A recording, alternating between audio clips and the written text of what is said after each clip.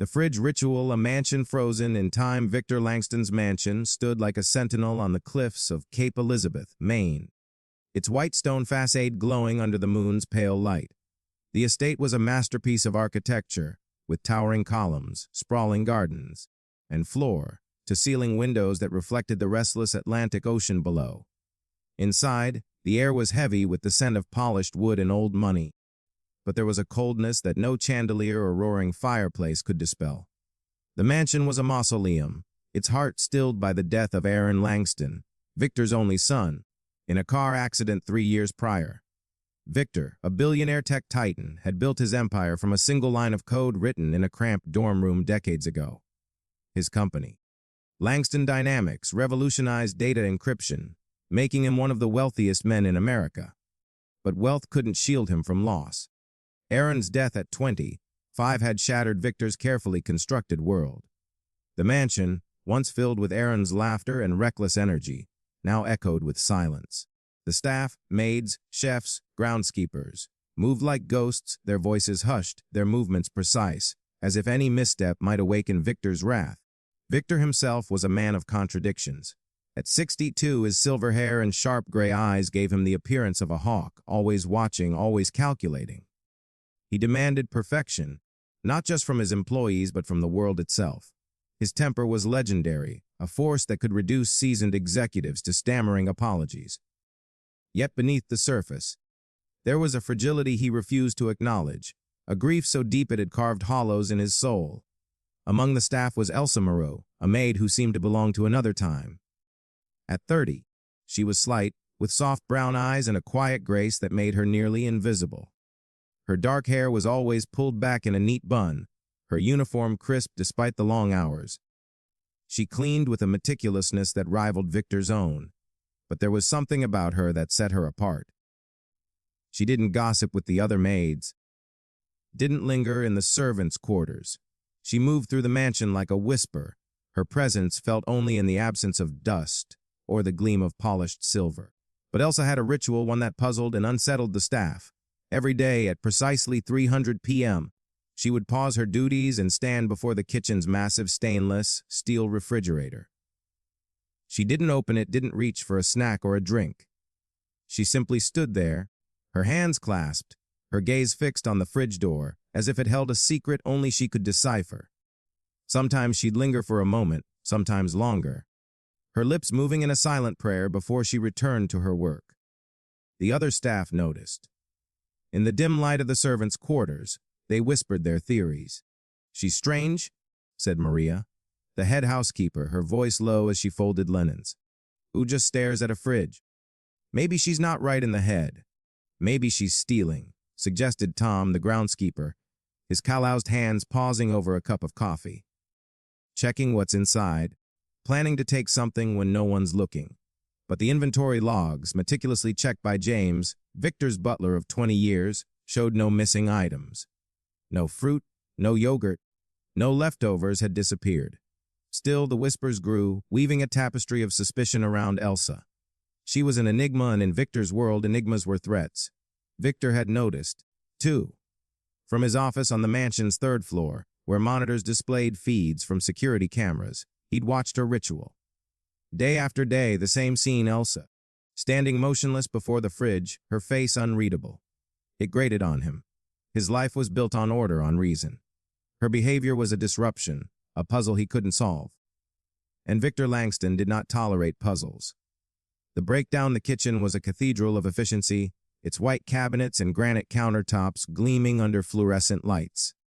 The refrigerator, a monolith of stainless steel, hummed softly, its surface reflecting the room like a mirror. It was here, on a gray afternoon in late autumn, that Victor's patience finally broke.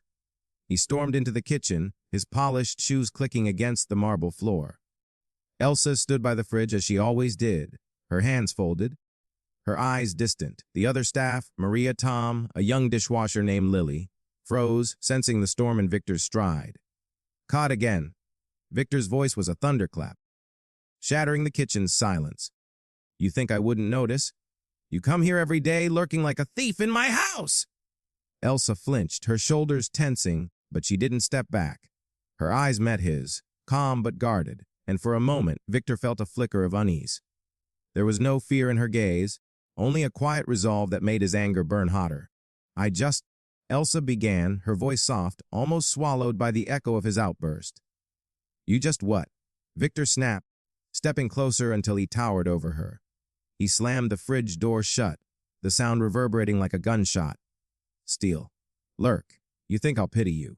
You're nothing but a maid, and you've crossed a line. The other staff shrank back, their eyes darting between Victor and Elsa. Maria clutched a rag, her knuckles white. Tom stared at the floor, his jaw tight. Lily, barely 19, looked as if she might cry. But Elsa stood her ground, her lips trembling but her posture steady. I'm sorry, Mr. Langston, she whispered, her voice barely audible. There was no pleading, no tears, only a quiet dignity that unnerved Victor. He expected defiance or desperation, but her calmness was a rebuke, a mirror reflecting his own rage. You're fired, he bellowed, his voice shaking the glassware in the cabinets. Pack your things and get out. Now. Elsa nodded once, her movements deliberate as she untied her apron and placed it on the counter. A fabric folded neatly, a final act of care in a house that had shown her none. She turned and walked out, her footsteps silent, her head high. The staff watched in stunned silence, the air thick with the weight of what had just happened. Victor straightened, his chest heaving with righteous triumph. He had restored order, excised the anomaly. The kitchen was his again, pristine and controlled. But as he turned to leave, he caught sight of James in the doorway. The butler's weathered face was etched with pain, his eyes fixed on the spot where Elsa had stood. For the first time in 20 years, James didn't meet Victor's gaze. He simply turned and walked away, leaving Victor alone with the hum of the refrigerator. A haunting whisper 2 nights later, Victor couldn't sleep. The mansion, usually a fortress of control, felt oppressive, its silence pressing against his chest like a physical weight. He wandered the halls, his bare feet cold against the marble, his mind restless. The clocks ticked too loudly, the shadows moved too slowly. He found himself outside Aaron's old room, a space he hadn't entered in years. The door creaked as he pushed it open. The room was a time capsule, frozen in the moment Aaron had left it. The bed was made, its navy comforter untouched. Books on computer science and philosophy were stacked on the desk, their pages yellowing. A soccer ball sat in the corner, deflated from years of neglect. On the desk was a framed photo of Aaron, his arm around a young woman Victor didn't recognize. Her face was blurred by time, the photo faded, but Aaron's smile was vivid. Wide, warm, alive. He was 22 in the picture, his dark curls tousled, his eyes bright with the promise of a future that would never come. Victor's chest tightened, a familiar ache rising like a tide. He hadn't allowed himself to feel this grief, not fully. He had buried it beneath work, beneath control, beneath the walls he'd built around his heart. But tonight the walls were crumbling. He picked up the photo, his fingers trembling as he traced Aaron's face. The pain was raw, as if no time had passed. He called James, his voice hoarse over the intercom. Come to Aaron's room. Now. James appeared minutes later, his gray hair neatly combed despite the late hour, his eyes guarded. Yes, sir. Tell me the truth, Victor said, his voice low, almost a growl. What was that maid doing? Why was she at the fridge every day? James hesitated, his hands clasped behind his back. He was a man of loyalty, bound to Victor by decades of service. But there was something in his posture that suggested a deeper allegiance, one Victor couldn't name. She was feeding someone, sir, James said finally, his voice steady but heavy. Victor's brow furrowed. What? She'd ask for baby food. James continued, his eyes fixed on a point beyond Victor's shoulder. Fruits, old yogurt. Things that were about to be thrown out. She said it was for someone who reminded her of Aaron. Victor's